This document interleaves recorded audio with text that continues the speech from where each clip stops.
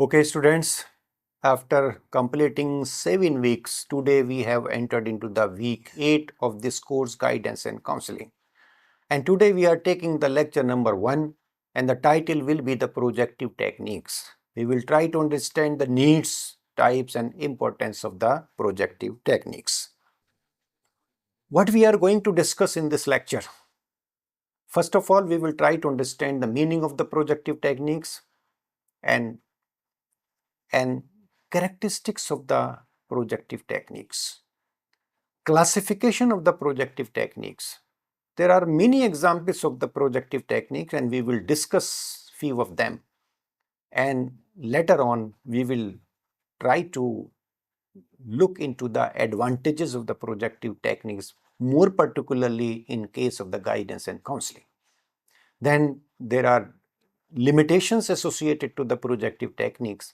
We will also discuss these limitations and finally we will conclude our discussions. Let us start with our discussion with introduction.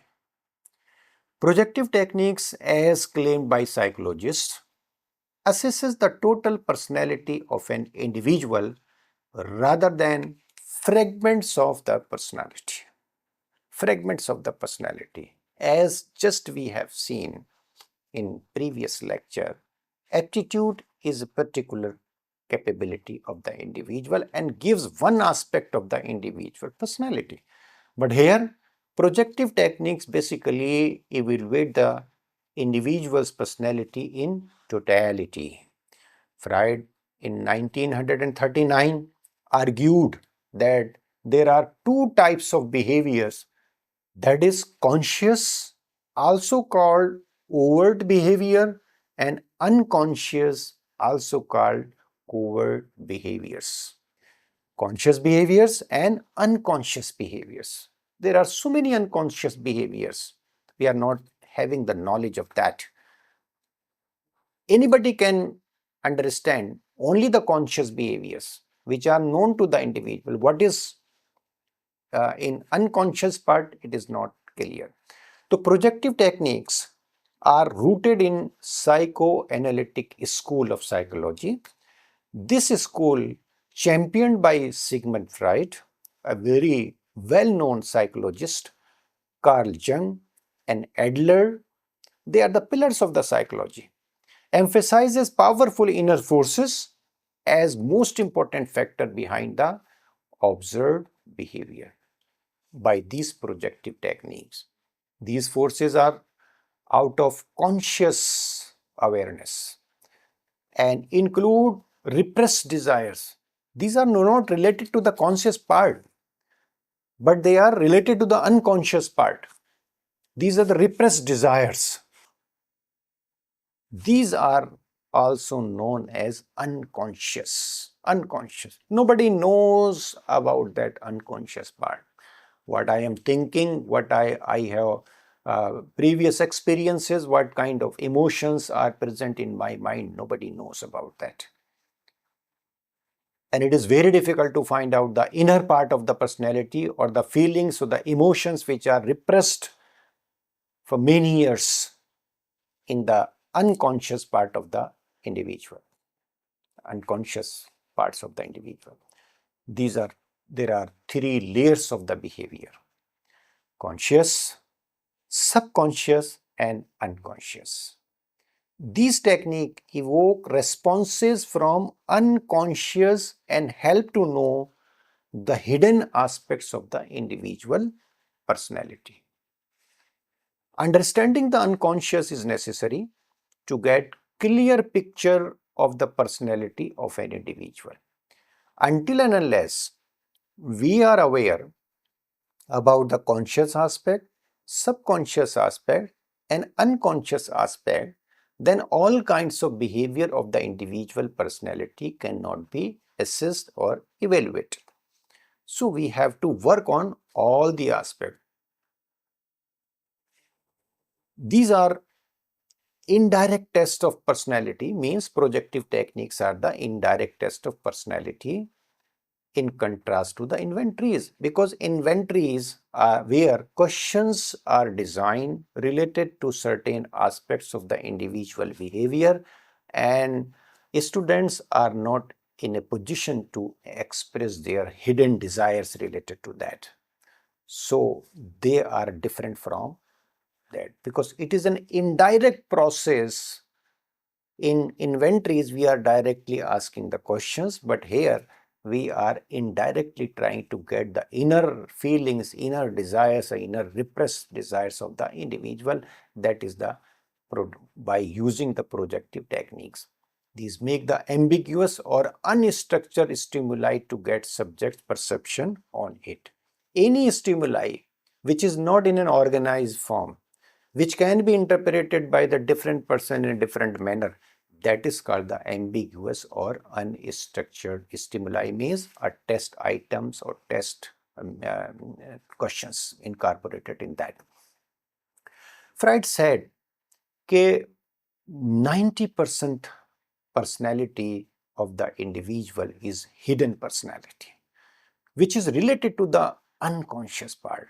So on the basis of other tests, we are able to understand only 10% aspects of the individual personality, and Freud said that 90% is still hidden, and psychoanalysis is basically used for that, and these projective techniques assist the counselor, assist the teacher and the researcher to evaluate the unconscious part of the individual. There are certain characteristic features of the projective techniques which are used in these tests. Ambiguous material. The material selected in the test is ambiguous. What is ambiguous material?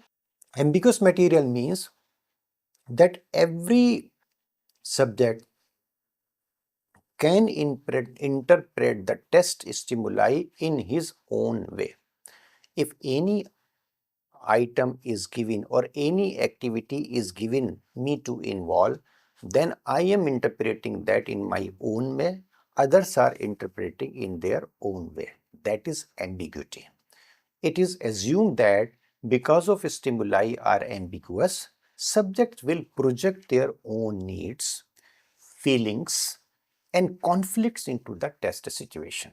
They will present their own ideas, think the stimuli in their own way, respond in their own or in their own methods. It means their responses will be unique and will be associated to the unconscious part of their personality. It is basically expected, and that is why ambiguous material is selected in the projective techniques. Evoke responses from the unconscious, and the target is basically unconscious part. The projective tests are based on implicit assumption that the test stimuli evoke responses from the unconscious of the subject. The subject projects his inner or her inner feelings in the test situation.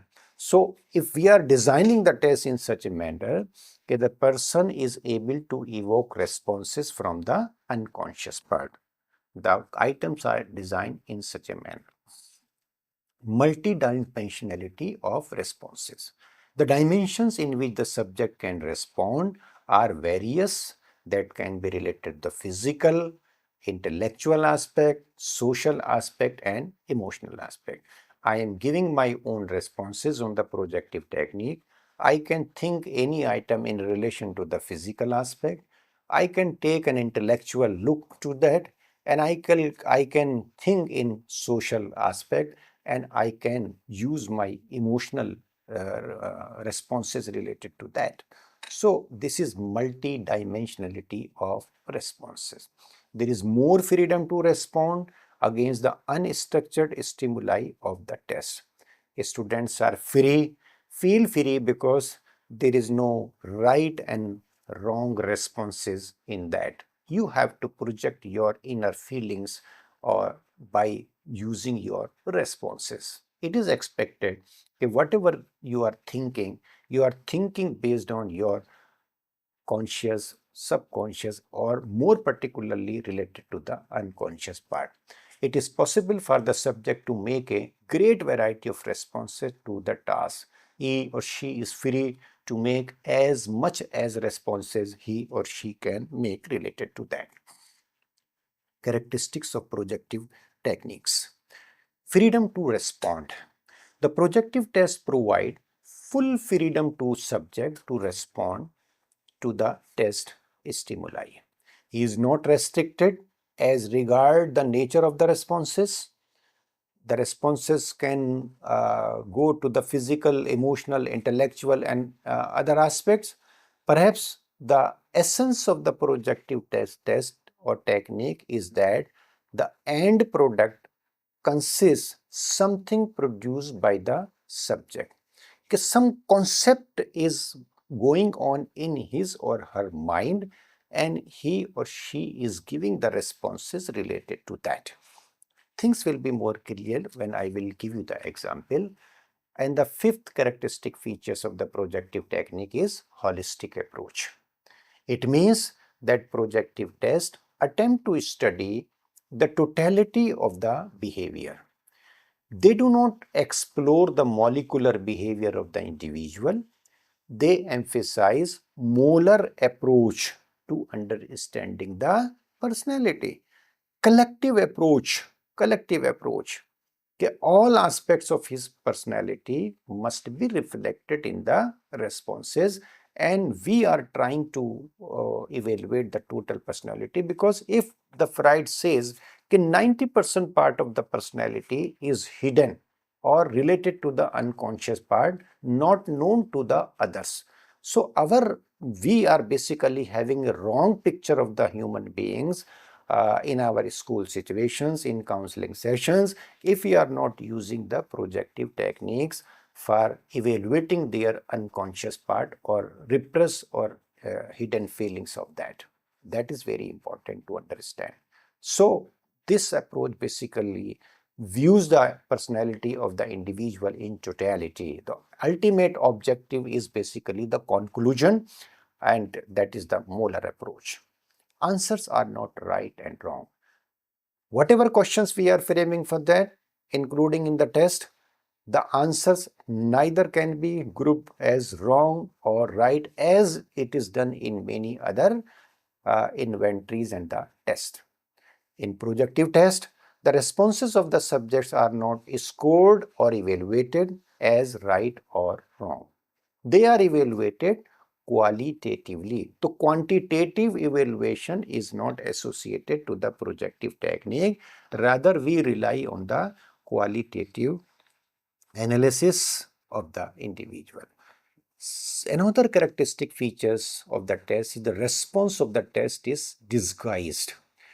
The purpose of the projective test is not disclosed to the subject, otherwise he becomes test conscious and may hide his real feelings. It should not be told to the student that we are going to discuss with you or evaluate your personality. Rather, let us have a fun by doing certain activities in order to reach for any conclusion. So, responses are disguised. Classification of the projective test. Constitutive tests are also there. Under this method comes all those projective tests which require imposition of structure upon relatively unstructured material as Rorschach ink blot test. I will discuss in detail what is this in Rorschach ink blot test in later stage, and this aspect will be clear to you there. Constructive test. This type of test require arrangement of material into a pattern as in mosaics test. Some items are given and students are required to make certain arrangement related to that, and on the basis of their type of arrangement, their thinking is basically evaluated. Okay, what is going on in his or her mind and what objective he or she is taking related to that, and his basically personality becomes clear in the construction, the way he construct, the arrangement he is able to make related to that. Interpretive test. In these tests, the testee has to interpret the situations presented to him as in thematic perception test or children's perception test. Here, your interpretation gives the idea to the evaluator to what is going on in your mind. We have cathartic test. Cathartic tests are those tests which help to release pent-up emotional feelings at dole play. Okay? Through a work of art, literature, or any expressive medium. So it is basically a situation which is created like a role play, and we are observing the situation of the child. Okay, what activities in which he is involving, what are the emotional feelings he or she is expressing. We know we express our hidden thoughts in our arts, and we express our thought in our literatures, and that is why the art and literature are basically considered the traditions of any society. So expressive mediums are used to release the pent up emotional feelings of the individual. Refractive tests are basically related to the insight into cognitive and emotional development related to any particular situation. Those tests in which conventional modes of communications are altered as handwriting or speech or draw a man test. Draw a man test. Okay, you are basically asked to draw something, and on the basis of many related aspect, the person is able to okay, what kind of drawing he is made, whether the size is small or the large or whatever is there. So refractive tests are also there. Examples of projective techniques. Now we will discuss examples of the projective techniques in coming few minutes. Rorschach ink block test is very famous test. Thematic perception test is also a very famous test, and children's perception test is another test, and cloud picture test, black key pictures test, the word association test, and sentence completion test, psychodrama, sociodrama, draw a man test, clay modeling test, toy and doll playing test. All these tests are basically the examples of the projective techniques, and the counselor or the teacher or the administrator can use, or the researcher can use the type of projective techniques as per the requirement of the situation or the task for which he or she is expected to draw the personality. So these are the different types of tests. It is not possible to cover almost all the tests here, but for better understanding of few very important tests which are generally used in the research situations and in guidance and counseling, they are being presented before you here. Rorschach's ink blot test. This involves presenting a series of ambiguous ink blots, some black and white, some with color, and asking the subject to describe what they see in each image. Analysis focuses on the content, location, determinants, for example, color, form, shading, movement, and originality of the responses to gain insight into thought processes, emotional functioning, and personality characteristics.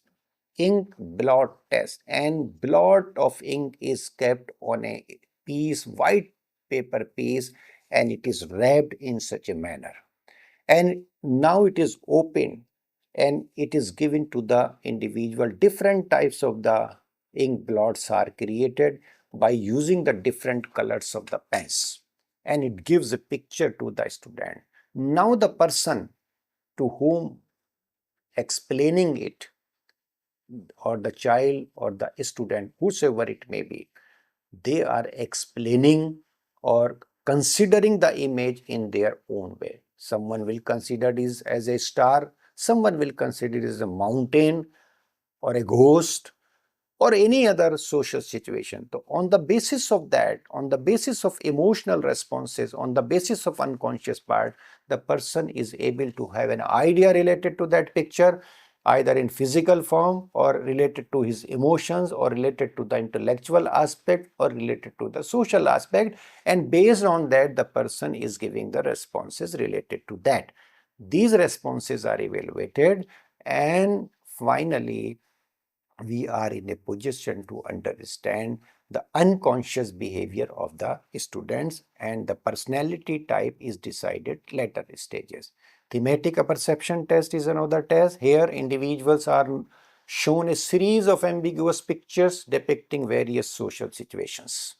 Different pictures are given where the social situations are described and asked to tell a story about each picture. Students are required to give or create any story, and there is no fixed criteria to present the story. You think anything and make a story, including what led up to the scene, what is happening now, what the characters are feeling and thinking, and the outcome. The social situations are created, and students decide the role of every individual and every situation related to that, and they narrates, reveal information. The narratives given by the individual reveal information about needs, conflicts, if there are certain responses which can give insight related to the conflicts, interpersonal relationship, and the individual's views of the world, what they think about the individual, how they respond to the social situation, what kind of personality they are experiencing in that situation. That is basically the thematic perception test. Projective drawings. These tests, as I told in previous slide, I will tell you in detail about the projective drawings. So these tests, like the draw a person test or the house tree person test, involve asking individual to draw specific items. Interpretation considers aspects such as what is the size drawn by the individual, what detailing he or she has presented, placement of drawings to infer information about self-perception, emotional state, and interpersonal relationship. Projective drawings. With the help of the drawings, the person is projecting his own behavior characteristic features which are related to the unconscious parts. Sentence completion tests are also very important projective techniques. These provide incomplete sentences, and individuals are asked to complete them with the first word or phrases that come to mind. Questions are incomplete, sentences are incomplete, and students are using the word or the phrases. The completions can reveal insights into attitude, what is going on in the minds of the students, what values he is giving to that, what kind of anxiety is reflected in his response, and other aspects of the personality can be thought to certain extent by using the sentence completion test. Now, word association tests are also there. Subjects are presented with a list of words, one at a time, and asked to respond with the first word that comes to the mind. Analysis considers the content of the responses and reaction time, which can indicate emotional association or conflicts. There are many advantages of the projective techniques.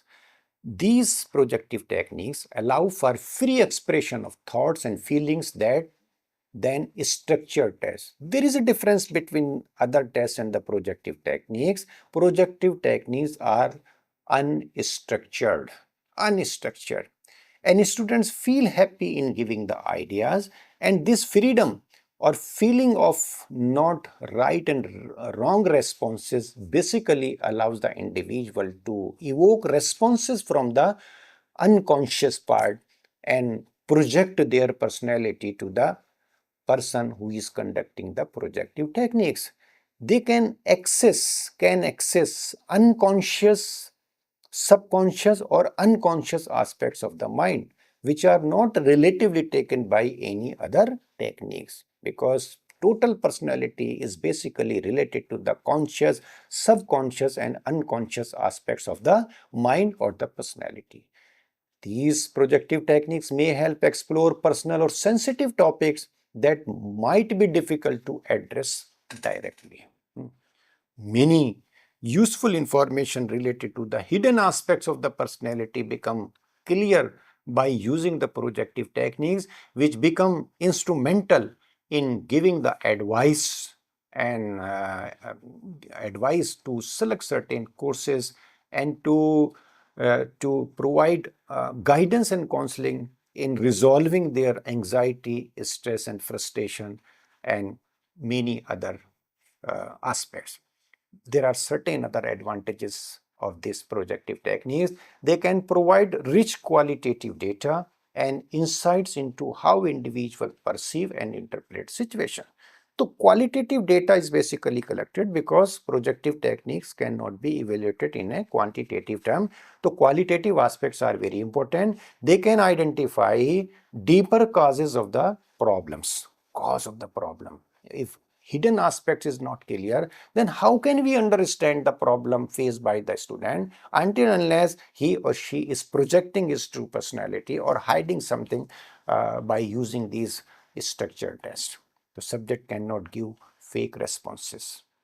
By using these, the person will give definitely the correct responses. Assesses the personality as a whole. It is another advantage of the productive technique. It gives a total picture of the personality rather considering the aspect in a fragmented aspects. Enhance self-expression. It enhances the self-expression of the individual because they are exposed to give responses in a free and frank environment, psychologically safe and secure environment. It stimulates creativity and imagination. If you provide opportunity by using the projective text, it basically enhances the creativity of the individual also and imagination power also. This is the additional advantages of the projective techniques. Now, we need to concentrate on the limitations of the projective techniques in the coming slides. And the serious limitation of the projective technique is subjectivity. Interpretation of responses can be subjective and may vary between different examiners, raising concerns about reliability and validity. So, reliability and validity of the projective technique is always doubtful because it basically depends upon the person who has created those tests, who has administered that test, and who is basically interpreting the responses of the student. Interpretation and administration and preparation of the test may vary from one person to the another person, and that will create the problem of the subjectivity. The objectivity is not associated to the projective techniques. They basically gives the data related to the subjectivity. Lack of standardization is also there. Many projective tests lack standardized administration and scoring procedure, making it challenging to compare results across studies or individual.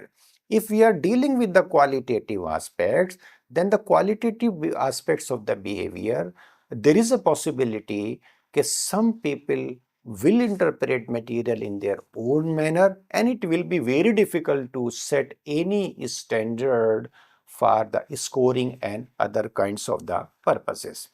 These projective techniques are also very time consuming because administration and interpretation can be uh, lengthy and require specialized training. So specialized training are highly very important. A person who is not having the knowledge of the projective techniques or the other personality characteristic features or the unconscious part of the mind of the individual, then he or she will not be able to prepare, administer and interpret the projective technique. So it is very time consuming and expertise is needed on the part of the test constructor and administrator as well as interpreters. Potential for misinterpretation, just I said, there is a risk of misinterpreting responses or overgeneralizing the findings of these tests. So there is no fixed criteria for scoring, so it definitely creates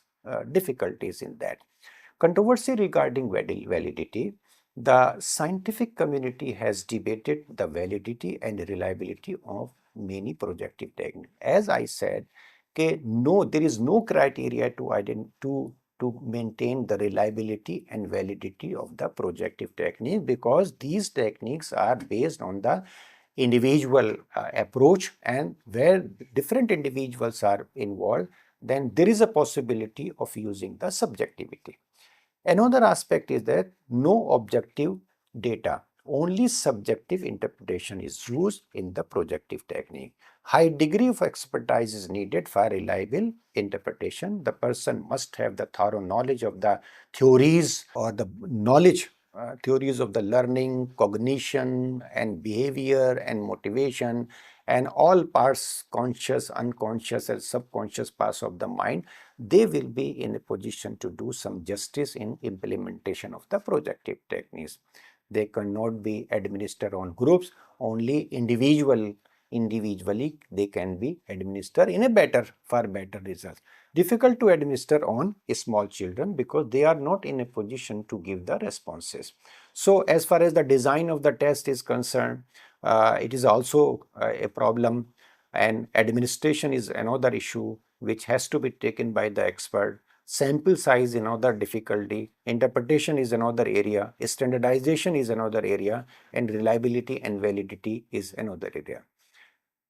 Despite these criticisms, now we are concluding our lecture. Despite these criticisms, projective techniques remain valuable tools in clinical and research setting, especially when used by trained professionals in conjunction with other assessment methods. We cannot rely on the projective technique, rather we have to take the data from the other student appraisal techniques. They can provide unique insights into an individual's inner world, complement more structured approach, and facilitate therapeutic exploration of the complex issues. Let us conclude our lecture. Projective techniques are counseling tools that use ambiguous stimuli like inkblot, pictures, or sentence stems for a client to respond to, allowing the counselor to gain insight into the client's unconscious thoughts, feelings, and motivations. That is the most important part of the projective technique. By projecting their inner world onto these prompts, individuals can reveal aspects of their personality, fears, needs, and are not easily accessible through, which are not easily accessible by other questioning techniques. So with this, we have completed our lecture. Thanks for your patience hearing. God bless you all.